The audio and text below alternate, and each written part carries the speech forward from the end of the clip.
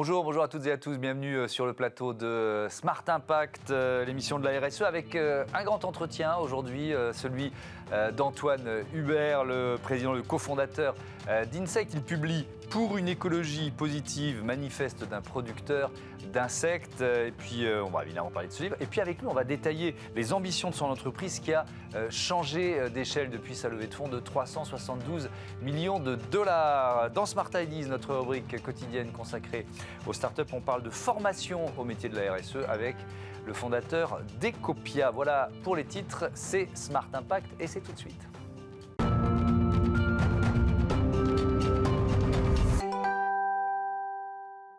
Bonjour Antoine Hubert, bienvenue. Bonjour. Heureux de vous accueillir de nouveau. Vous êtes donc le président, le cofondateur d'Insect. On va parler évidemment de votre livre longuement. Mais d'abord, je voudrais remonter à l'origine, à la genèse de cette entreprise. Pourquoi vous l'avez créée? C'était quoi le déclic? Je pense que c'est d'abord la rencontre avec mes associés, Alexis, Jean-Gabriel et Fabrice, de jeunes engagés qui avaient vraiment envie de faire la différence sur le sujet environnemental. On était convaincus que l'alimentation était un sujet critique et que les insectes allaient participer effectivement à l'alimentation de demain. Parmi plein d'autres choses à faire, comme réduire la consommation de viande, réduire le gaspillage alimentaire, mais les insectes seraient dans le monde, on va dire, durable, de l'alimentation durable de demain. On en était convaincus. On a commencé par un projet associatif. C'était en quelle année engagé. Ça On s'est lancé vraiment en 2011 et avant, c'est quelques années de projets militants sur le terrain, dans les écoles, pour reconnecter les urbains avec l'origine et le devenir de leur assiette. Alors aujourd'hui, on commence à intégrer cette idée, mais à cette époque, est-ce qu'on vous a pris pour un doudingue? Est-ce que vous avez souvent entendu le fameux « mais ça ne marchera jamais ton truc » Au début, oui. Alors quand on était sur le terrain associatif dans les écoles, on parlait de gaspillage alimentaire. L'écoute était positive. Ouais. C'était un peu tôt, 2007-2008, mais c'était déjà positif. Par contre, quand on s'est dit qu'on allait lancer dans les insectes, effectivement, c'était plus vu comme anecdotique ou marrant. Et ça a mis quelques années, effectivement, à montrer que c'était au-delà de quelque chose d'amusant. C'était concret, les clients en demandaient, ça répondait à des besoins techniques, à des besoins environnementaux et un potentiel de croissance extrêmement important. Bien sûr, Insect qui a changé d'échelle avec la levée de fonds en deux phases, c'était 2019-2020, 372 millions de dollars, on va en parler tout à l'heure. Mais je voudrais revenir, peut-être poser la base, revenir au constat de départ. Pourquoi les insectes sont une alternative majeure au bœuf ou à la volaille? Alors, la raison d'être, qu'on est une entreprise à raison d'être, à mission, Insect, c'est vraiment de réinventer la chaîne alimentaire et vraiment du sol à la table. Et nous, on a tout le continuum. C'est comment on va nourrir différemment les plantes, les animaux qu'on mange, comme les poissons, les volailles, les animaux aussi qui nous accompagnent, comme les chiens, les chats, et jusqu'à l'homme. C'est vraiment tout le continuum. On a commencé par les poissons, puis au fur et à mesure, on s'est étendu au fur et à mesure des années. Et qu'est-ce que nos produits apportent? Ils apportent d'abord de la nutrition. C'est très dense en protéines, en acides aminés essentiels. Les animaux grandissent très bien, répondent à tous les besoins. Puis c'est très bon pour la santé. On a démontré des réductions de mortalité sur les poissons, sur les plantes, des bénéfices sur le cholestérol, réduction du cholestérol sur l'homme. Récemment, des bénéfices aussi sur le goût. Les animaux qu'on mange, comme on a vu des décès sur des crevettes, les crevettes ont des goûts plus prononcés quand elles sont nourries aux insectes que quand les animaux sont plus conventionnels. Pareil sur le saumon. Et on a fait des burgers maintenant pour l'alimentation humaine où on nous dit que c'est comme, la sensation que c'est quasiment comme le bœuf, un steak, on va dire, de fast-food. Donc on a vraiment tout ce potentiel-là. Et pourquoi c'est intéressant? Pour la nutrition, la santé, le goût et l'environnement, c'est ça qui revient. Mais alors c'est intéressant parce que vous n'avez pas encore parlé, et donc c'est moi qui vais y aller, émissions de gaz à effet de serre. Un burger fait avec des insectes, il émet 200 fois moins de gaz à effet de serre qu'avec du bœuf, 20 fois moins qu'avec de la volaille. Pour vous, ce n'est pas le premier argument que vous citez? Je disais dans les cas, voilà, c'est avant tout, il faut qu'on réponde à un besoin nutritionnel. Bien sûr. Voilà, donc c'est aussi bon et c'est même très riche, c'est même au même niveau que le lait, par exemple, en alimentation humaine, ou que les farines de poisson d'alimentation animale, que l'engrais chimique pour les plantes. Donc on est déjà au meilleur du meilleur sur la nutrition. La santé, les bénéfices santé, c'est clé, la santé. Mais évidemment, toute la fondamentale, c'est l'environnement, c'est les gaz à effet de serre. Donc c'est toutes ces réductions par rapport au bœuf d'un côté, mais c'est par rapport aussi à la biodiversité. Remplacer du soja ou des farines de poisson, c'est réduire très fortement la déforestation ou la surpêche. Aussi, notre huile peut remplacer de l'huile de palme dans l'alimentation humaine. Pareil, la déforestation. Aujourd'hui, on a un plan très clair. On n'est pas montré en 2050, on sera carbone neutral, etc., comme beaucoup d'entreprises le font. Nous, sur les 10 prochaines années, on a un plan mesuré, très précis, qui montre qu'on est aligné avec les accords de Paris et encore mieux le rapport du GIEC de 2021, qui ne va pas au-delà de plus 1 degré de température de niveau de l'atmosphère. Ouais. Quelques chiffres concernant INSEC, année de création 2011, première unité de production construite en 2016, 4 fondateurs, vous l'avez dit, 70 collaborateurs, 9 partenariats de recherche. Je voudrais insister là-dessus. Vous êtes ingénieur agronome de formation. Ça veut dire que votre aventure, elle donne forcément une grande part à l'innovation, à la recherche? C'est tout. À la base, je suis scientifique, mes collègues aussi. On est scientifiques, on est ingénieurs. Ce qu'on est ingénieur, c'est qu'on cherche des solutions concrètes, pragmatiques. Et c'est un peu ça aussi que le livre que j'ai voulu raconter, c'est qu'on peut vraiment allier économie et écologie concrètement avec des solutions concrètes. Et on n'est pas juste dans des théories et des concepts. Et c'est ce qu'on démontre. Alors, je corrige juste sur les nombres de personnes. On est près de 260 aujourd'hui. Des vieux chiffres. On a dépassé le cap de l'ETI grâce aussi à une acquisition qu'on a fait aux Pays-Bas l'année dernière. Donc, on a grandi en périmètre. On est international, France, aux Pays-Bas, et on commence à avoir des collègues aussi aux États-Unis. Oui, ça, évidemment, c'est l'effet aussi de la levée de fonds dont je parlais tout à l'heure. Puisqu'on parle d'innovation, de recherche, vous vous lancez dans la sélection génomique des insectes. Est-ce que vous pouvez déjà nous expliquer de quoi il s'agit? En fait, c'est la sélection naturelle. On va dire que les agronomes ont fait, comme mes juste ancêtres depuis même des siècles, c'est croiser des lignées entre une souche de blé et une autre, entre une souche de poulet et un autre, pour en faire un peu plus, on va dire, soit rapide, soit plus goûteux, soit plus charnu. Et c'est pour ça que vous mangez aujourd'hui une carotte qui est orange, bien charnue, bien goûteuse. Et la carotte sauvage, elle est toute petite, blanche, rabougrie, très amère. C'était pas très appétissant. C'est la sélection naturelle qui s'est faite. On ne parle pas d'OGM ou quoi que ce soit. C'est croiser des lignées. C'est ce qu'on va faire. On est à la préhistoire sur ce sujet-là, sur les insectes. Il y a un potentiel énorme, effectivement, de déploiement de nouveaux goûts, de nouvelles propriétés nutritionnelles, de taux de protéines, mais aussi de performances économiques dans l'élevage, peut-être plus de croissance, mais aussi avec donc, une meilleure performance environnementale derrière. Donc c'est tout ça qu'on va chercher, plein de critères à améliorer grâce à des nouvelles technologies aujourd'hui génétiques qui existent. Et notamment cette ferme verticale là, qui est en cours de construction, c'est ça? Elle est à Amiens. Aujourd'hui, on en a deux en opération à Dole dans le Jura et aux Pays-Bas. Et on a ce grand projet qui est la plus grande au monde, la plus technologique à Amiens. On prendra le temps de détailler ça tout à l'heure. Mais je voudrais revenir sur ce livre, donc, Pour une écologie positive, manifeste d'un producteur d'insectes aux éditions Autrement. Je reviens sur le titre, la définition, tiens.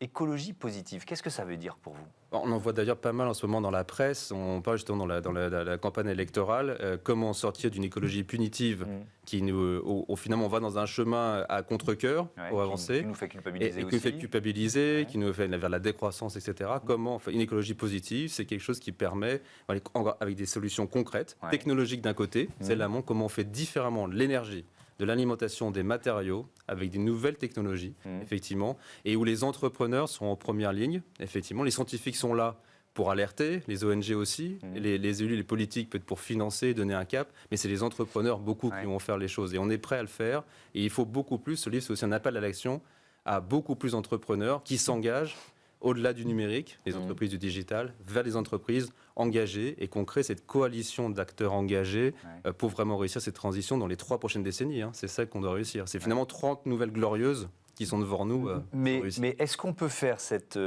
transition, une telle transition, elle est vraiment majeure, sans douleur? C'est Daniel Cohn-Bendit qui disait faut pas rêver, quoi. Ce sera violent forcément. Donc quand on dit écologie positive, faut faire attention. On peut avoir l'impression que tout va être facile. Vous voyez ce que je veux dire? Rien ne sera facile. Non, on ne dit pas que c'est facile. On dit que c'est positif et qu'on ne va pas abandonner, on ne va pas revenir au 19e siècle. Évidemment, on a tous les gains qu'on a fait sur la santé, sur l'éducation et sur un certain nombre de conforts. On peut ne pas le perdre du tout.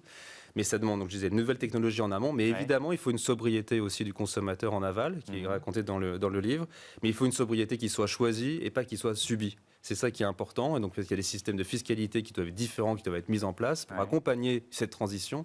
Mais le rapport du RTE sur le nouveau mix énergétique français, il le dit bien. C'est d'un côté, on va changer drastiquement le mix énergétique avec du nucléaire, sûrement à 90% du temps, est nucléaire, comme l'a annoncé hier le président. Bon, c'est sûrement une réalité. Oui, alors le RTE, il proposait différents scénarios. Mais bon, 9 scénarios, il y avait du nucléaire. Il y a un seul qui était sans nucléaire, et celui-là avait avec un risque technologique majeur. Ça n'a pas été dit. Donc, le nucléaire est quasiment incontournable. Par contre, ils disent bien 40% de sobriété. La sobriété, elle est à la fois chez les opérateurs, depuis le transfert d'énergie, et puis même les propriétaires pour isoler les bâtiments, etc. Mais elle est aussi justement dans la consommation finale. Donc, on est tous part, encore une fois, c'est pour ça qu'il y a une coalition générale des producteurs aux consommateurs, les scientifiques, les entrepreneurs, et on doit tous faire notre part, mais on peut et progresser encore un peu plus loin, effectivement, dans le progrès humain. On est en pleine campagne présidentielle. On n'a pas le sentiment que ces thèmes-là sont au cœur des débats aujourd'hui. Ah non, pas encore. On peut, c'est le moins qu'on puisse dire. C'était une litote. Ça vient un petit peu, parce que là, hier, il y a des sujets sur l'énergie qui commencent à venir. Et l'énergie, c'est le cœur, effectivement, d'un nouveau modèle, mais avec l'alimentation qui est 20% des émissions, la première cause, effectivement, de la perte de biodiversité. Mais sur l'énergie, pardon de vous interrompre, moi j'ai plus le sentiment, pour scruter les propositions, etc., qu'on est quand même dans une logique qui met de côté cette sobriété dont vous parliez. On a l'impression que les différents candidats, alors il y a des bémols évidemment, mais c'est plutôt essayons de maintenir le modèle tel qu'il est, plutôt que de parler de sobriété d'abord, parce qu'on revient à cette espèce d'épouvantail de l'écologie punitive. Oui, non, tout à fait. Mais ça impose des réflexions sur l'organisation aussi du territoire, le télétravail qui facilite justement moins de mobilité, l'organisation des villes. Donc effectivement, ça va au-delà. Il faut changer la façon dont on produit. Et on va surtout, la première transition, c'est électrifier, sortir des fossiles pour électrifier la mobilité, mais même vos plaques de cuisson, sortir du gaz pour cuire avec de l'électricité. Tout ça va augmenter le demande d'électricité, mais qui doit être donc et du nucléaire et du renouvelable, absolument. Donc, mais le nucléaire baissant de 70 à 40%, je crois, en moyenne de part. Donc le renouvelable explose. Et c'est à la fin du siècle, est-ce qu'on est capable de réduire encore le nucléaire ? Mais tout ça va avec des maisons beaucoup plus isolées, moins de déplacements, une organisation urbaine un peu différente aussi, des tiers-lieux qui permettent de se regrouper plutôt que d'aller de l'autre côté de Paris quand on vit de l'autre côté. Donc il y a plein de choses à réfléchir. Et en tant que consommateur, ce qu'on veut vraiment et ce qu'on peut vraiment faire. Ouais. Et c'est pour ça que la période, elle est géniale. Elle est passionnante. On vit des périodes de transformation majeure, peu de générations. Il faut que des entrepreneurs, c'est passionnant d'être entrepreneur aujourd'hui, c'est tellement exaltant de dire qu'on participe à quelque chose qui est un croisement pour l'humanité par rapport au précédent siècle et ceux qui à venir. Je pense qu'on a une responsabilité majeure et donc c'est passionnant d'être là pour trouver ces solutions. Alors je reviens à cette ferme verticale. À quoi ça va ressembler déjà ? C'est quoi ? C'est un bâtiment. C'est un grand bâtiment. C'est un grand bâtiment qui fait un peu plus de 35 mètres de haut. Donc c'est un grand entrepôt finalement d'extérieur. Et c'est organisé effectivement de manière verticale. On a pris les fondamentaux de l'élevage traditionnel qui existe, qui est même presque millénaire, qui est celui des vers à soie. Les vers à soie sont enlevés dans des bacs qui sont empilés, quand vous allez les voir au Vietnam, en Chine, en Thaïlande, et simplement toutes les opérations sont manuelles. Et nous, ce qu'on a apporté, c'est d'abord la technologie d'automatisme, de la robotique, pour faire que toutes ces opérations-là soient automatisées et gagnent en débit, et permettent de rendre compatibles avec les besoins des clients qui sont en alimentation humaine et animale, qui sont des clients qui achètent bien moins cher que la soie d'un ver à soie, qui est le luxe. Donc comment on peut faire quelque chose donc il faut beaucoup plus de flux, beaucoup plus de volume, et donc c'est l'automatisme le permet. Et qui dit après automatisme dit de la donnée. Soramien, c'est 1 milliard de données qui sont collectées par jour, de points de données. Donc on est vraiment dans la big data et dans des modèles d'intelligence artificielle qui permettent de suivre la performance de la croissance des insectes, détecter des éléments effectivement d'écart, corriger par ce qu'on donne à manger, est-ce qu'on doit corriger un peu la recette, rattraper, détecter un problème de maintenance, faire la maintenance préventive. Tout ça, c'est vraiment ce qu'on appelle, ce que les Allemands ont défini l'usine 4.0. C'est vraiment ces nouveaux types de production qui sont extrêmement technologiques et pointus, où finalement les opérateurs sont là pour vérifier que tout se passe bien, font du contrôle qualité, suivent les performances des machines et la bonne santé des insectes. Il y aura une seule espèce d'insecte ou plusieurs ? Par ferme, on est sur une seule espèce d'insecte. Donc là, c'est le scarabée, le ver de farine, ce sont des petits scarabées. Donc voilà, ce sont des petits scarabées classiques. Pourquoi le ver de farine ? Parce que le cœur, les machines, c'est une chose, la donnée, le logiciel, c'en est une autre, et c'est le croisement avec la vivant. Et c'est cette interface-là qui sont clés dans ce qu'on développe comme innovation. Et le vivant, on a choisi cette espèce parce que c'est elle qui apporte ses bénéfices sur la santé pour les animaux, les plantes et l'homme, ses bénéfices nutritionnels pour le goût et environnementaux, ces gains environnementaux, être compatibles avec les accords de Paris. Ça, on l'a trouvé dans aucune autre espèce. Donc c'est bien la qualité de ce produit-là qui est clé et qu'on apporte. Et après, c'est comment le faire à grande échelle pour le rendre compatible et rentable, effectivement, et en attente avec les prix par nos clients et les rentabilités attendues par nos actionnaires. Alors, on est très, très loin du modèle de l'agriculture paysanne qui a structuré vraiment notre pays, son identité. Est-ce que ces deux modèles, ils peuvent cohabiter, d'après vous ? Oui, on est convaincus. On parle de réconcilier la tradition avec la modernité, la technologie avec la nature. C'est aussi, moi, je parle d'agriculture au pluriel. Et on a besoin d'une agriculture qui soit extrêmement performante et qui aille vers des nouveaux marchés et vers l'export, qui permet de réduire aussi la consommation de viande, de certaines viandes rouges aussi, qui ont un certain impact sur le climat avec le méthane. Mais c'est une interface concrète avec l'agriculture d'aujourd'hui. Nous, on a des fournisseurs, c'est le monde paysan, c'est les coopératives qui nous fournissent en amont. Nos clients, c'est aussi des... Oui, c'est ce que j'allais vous dire. C'est aussi des éleveurs indirectement pour les éleveurs de poissons, par exemple, de volailles, mais encore plus directement, nos engrais, les déjections des insectes sont des engrais bio qui retournent au sol pour fertiliser. Pourquoi pas l'éleveur, le cultivateur de blé, dont on va récupérer les coproduits pour nourrir les insectes. Et c'est une économie circulaire qui se fait comme ça. Donc on est complètement intégré dans le monde agricole. On travaille avec les coopératives, avec le monde, tout le monde, la filière effectivement agricole et agroalimentaire. Donc on est un acteur de plus qui diversifie simplement le tissu agri-agro. Ouais, et vous dites aussi qu'une ferme comme celle-là, c'est un puits de carbone. Alors en fait, c'est deux choses. C'est qu'à la fois au périmètre de notre périmètre à nous, on est complètement aligné avec le 1,5 degré des accords de Paris sur notre périmètre. Et quand on compte en plus l'impact qu'on a chez nos clients, les émissions évitées, c'est le troisième scope dans les normes internationales. Là, on arrive à dire les émissions qu'on évite d'engrais chimiques ou d'aliments conventionnels fait que les gains sont bien plus forts que nos propres émissions. Donc c'est que les évitements étant plus forts, il y a un solde négatif.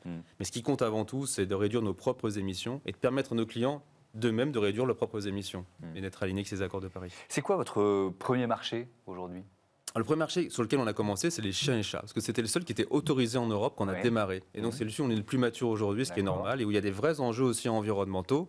Si on parle notamment aux États-Unis, un chiffre, c'est entre un quart et un tiers de la production de viande qui va vers le pet food. Donc c'est un marché assez particulier, mais c'est très important. C'est là où on a plus de maturité, mais depuis les poissons se sont développés, puisque l'Europe a donné ce droit-là récemment, il y a 2-3 ans. On suivi l'année dernière l'alimentation des plantes, la nutrition des plantes, donc ça aussi ça départ bien, et l'alimentation humaine, les premiers dossiers l'année dernière, nos dossiers on espère cette année, donc voilà, ça se suit comme ça. On a commencé par les chiens et chats et on se développe dans toutes les autres filières, de la plante, du sol à la table. On va reparler de l'alimentation humaine évidemment, mais quand on parle de pisciculture, tiens, moi j'ai découvert il n'y a pas longtemps, enfin voilà, peut-être que je n'étais pas assez informé, mais il faut tout simplement arrêter de nourrir les poissons avec du poisson. Parce que c'est un peu ce qui est encore en train de se passer, c'est ça c'est effectivement ce qui se passe, c'est que même si c'est naturel, un poisson carnivore comme le saumon mange des poissons. C'est naturel, donc c'est très bien. Le produit, ces farines de poissons sont très bonnes. Simplement, comme on mange de plus en plus de poissons, comme la population grandit, et comme on mange juste, le taux de consommation de produits de poissons qui sont très bons pour la santé augmente, ce qui est très bien, on doit prendre plus de petits poissons. Ces poissons, ils sont pêchés. Et aujourd'hui, seul le stock de l'océan, il est limité. Et là, on est dans des consommations trop importantes, les stocks ont baissé. Donc on peut avoir une pêche qui est durable, qui baisse en dessous des taux de renouvellement, mais elle ne va pas suivre ces quantités de matière, elle ne va pas suivre la demande. Donc il faut une alternative. Donc, il faut une alternative qui prenne le relais. En fait. On peut continuer à prendre ces farines de poisson, peut-être en moins de quantité, prendre des déchets de poisson, tout ce qui est déchets de filetage, aussi quand les bateaux reviennent à terre, ça c'est intéressant, mais ça ne pourra pas suivre du tout à la suite de la croissance de la demande et le fait qu'on mange plus de poissons, ce qui est bien, je préfère qu'on mange du saumon ou du poulet, qui ne met pas de méthane, et réduire beaucoup plus notre consommation de bœuf. C'est effectivement le sens de l'histoire. Et nous, on est là pour apporter ce relais et ces produits qui sont aussi bons que ces farines. Sur l'alimentation humaine, on en est au début, c'est ça On en est au début. Alors, il y a plein de choses qui sont faites depuis des années, on va dire. Nous, on a commencé par l'alimentation animale, parce que et après les plantes, parce que là, on avait il y a une vraie compréhension, et vraiment la naturalité était bien comprise. Il n'y a pas de problème, on va dire, facteur psychologique. Sur l'homme, depuis quelques années, des initiatives ont été faites. Notamment, c'est là aux Pays-Bas, c'est pour ça qu'on a racheté cette société l'année dernière pour nous accélérer dans ce domaine-là, où les produits étaient intéressants, ils avaient développé des choses, combinées à nos savoir-faire, font qu'on peut maintenant accélérer. Donc on a des produits qui peuvent remplacer du lait, qui peuvent remplacer de la viande de bœuf, qui peuvent aller dans la nutrition sportive, des barres alimentaires pour les sportifs ou des boissons énergisantes, mais aussi faire des steaks qui vont dans des burgers aujourd'hui, qui sont vendus dans 800 supermarchés en Autriche, dans des restaurants au Danemark. Et le produit, on l'a encore montré dans un salon il n'y a pas longtemps en Allemagne. Et les personnes dégustaient à l'aveugle, ils disent en fait c'est bon, on dirait presque du bœuf quoi. Ça qui est dit. Vous l'avez évoqué, mais c'est meilleur pour la santé ? Alors humaine. sur la santé humaine, ce qu'on a trouvé pour le moment, c'est sur des essais précliniques sur des souris, une réduction très forte du taux de cholestérol. Donc on est en phase clinique aujourd'hui pour avancer, le démontrer ça. Ouais, donc c'est pas encore totalement prouvé. Mais en tout cas, c'est la première effet de santé, c'est aussi bon que le reste de la viande, parce qu'on a les mêmes acides aminés essentiels, les mêmes protéines. Et on a fait des études cliniques par contre sur l'homme, quand il boit du lait ou il mange nos protéines, ça fait les mêmes taux de protéines. C'est-à-dire qu'on suit la quantité de protéines, d'acides aminés qui va dans nos muscles, et ça refait la même quantité de muscles aussi rapidement. Donc on est aussi bon que le meilleur protéine du marché. Et peut-être qu'il y a même encore des bénéfices santé au-delà. Est-ce qu'il y a encore un blocage psychologique ? Mais aujourd'hui, bien sûr, il l'est. Mais ce qu'on peut montrer, c'est comme on a un produit qui est aussi durable que les plantes en termes d'émissions de carbone, mais aussi nutritionnel que le lait, que l'animal. Et en même temps qu'il y a des bénéfices intéressants sur la santé, voire même on peut faire des burgers en quelques ingrédients au lieu de 20 ingrédients, tout ça combiné avec une bonne communication, des bons ambassadeurs, des chefs, des influenceurs dans les réseaux sociaux, etc., des stars. On a l'acteur Robert Downey Jr., là, qui est la fameuse Iron Man, qui nous soutient aussi. C'est ce genre de promotion-là qui vont rentrer chez les jeunes, je pense, et les idées, en fait, oui, ça a l'air normal. Et si j'ai un bon produit, je peux l'acheter, ce burger-là, en fait, je fais le changement. Donc, ça va s'accélérer dans cette décennie, c'est sûr. Cette levée de fonds, là, en 2 étapes, 372 millions de dollars, ça vous donne évidemment une ambition différente. C'est quoi votre ambition de rentrer dans le club fermé des licornes ? Comment vous imaginez la suite, l'avenir ? Notre objectif, c'est d'être, comme dit mon associé, le meilleur pour le monde, the best for the world, pas the best in the world. Avant de parler de chiffre d'affaires, c'est ça. C'est ça, et qui naturellement nous amènera à des chiffres d'affaires colossaux. Nous, on parle, c'est des ambitions à plusieurs milliards de chiffres d'affaires. On n'a pas peur, effectivement, de le dire, c'est qui nous mènera bien au-delà de sujets de valorisation d'entreprise à court terme, comme une licorne. Dans ce qui compte, c'est livrer nos clients, et on a un potentiel, on a fait des études de marché avec le BCG, c'est des centaines de sites, comme le site d'Amiens, des centaines. Donc c'est ça qui est une profondeur de plusieurs milliards. Sans aucun problème. On a toute la propriété intellectuelle associée, ça rassure nos investisseurs et on a surtout cet impact qui est compatible avec le réchauffement, on va dire le réchauffement minime climatique à plus 1,5 degré. Donc tous ensemble, c'est ça qui est notre ambition, elle est environnementale, elle est économique et puis les valorisations, elles suivront, on l'espère. L'humanité à l'horizon 2050, elle risque de manquer de protéines, donc ça veut dire que la consommation d'insectes, c'est quoi ? Une obligation ? Nous, ce qu'on montait justement, c'est positif, c'est un peu, ça revient, c'est pas punitif, c'est pas dire, ce qui était un petit peu le cas dans les dernières années sur les insectes, c'est on va devoir manger des insectes. Là, vous nous dites, c'est bon. C'est bon. C'est bon pour votre santé, c'est bon nutritionnellement, c'est bon au goût, et en fait, vous avez juste envie, ça va se rajouter comme une possibilité, et vous allez manger moins de viande rouge, ça c'est sûr et certain. On va réduire fortement le shift project, Jean-Marc Jancovici leur disait il y a quelques jours. Qu'on va recevoir dans quelques jours. Il faut le faire, diviser par 2 ou par 3 un certain nombre de viandes, et les protéines alternatives comme les insectes, mais aussi les algues, il faut dire les algues, il faut aussi les champignons, et juste des protéines végétales, vont amener justement le fait qu'on peut manger différemment des produits dans la street food, les supermarchés, les plats préparés, la restauration collective. C'est ça qui effectivement qui sera intéressant. Merci beaucoup Antoine Hubert, à bientôt sur Bismart. On passe à Smart Ideas, une nouvelle école pour les métiers de la RSE.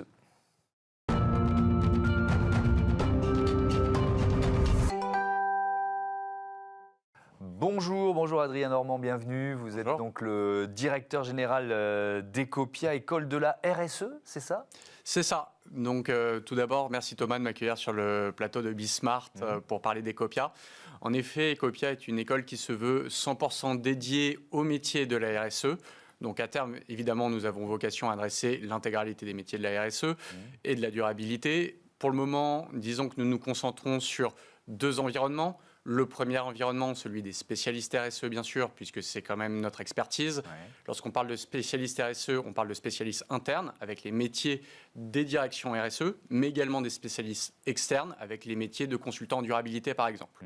Le deuxième écosystème que nous souhaitons adresser, ce sont les métiers de l'écosystème produit, de la phase amont, avec les métiers de l'éco-conception, jusqu'aux phases aval, avec les métiers de marketing durable et de communication durable, évidemment en passant par les phases intermédiaires, avec des métiers de product manager spécialisés en durabilité. Pourquoi vous l'avez créé ? C'est quoi le déclic ? Écoutez, en réalité, des déclics, il y en a eu beaucoup. Certains ont été personnels, mais si je devais en citer un, ça serait le suivant. Une étude du cabinet Burdeo estime que 67% des managers en développement durable et RSE sont en manque de profil. Le Salon Pro Durable de 2021 avait d'ailleurs un panel qui a fait ça le comble, qui était intitulé « Pénurie de profils RSE, quelle stratégie adopter pour recruter ?» Donc finalement, on est sur un constat de pénurie de profils. Par ailleurs, certaines études estiment que jusqu'à 400 000 emplois seront créés d'ici 2030 dédiés à la durabilité. Donc cette pénurie de profils devrait aller en s'accélérant.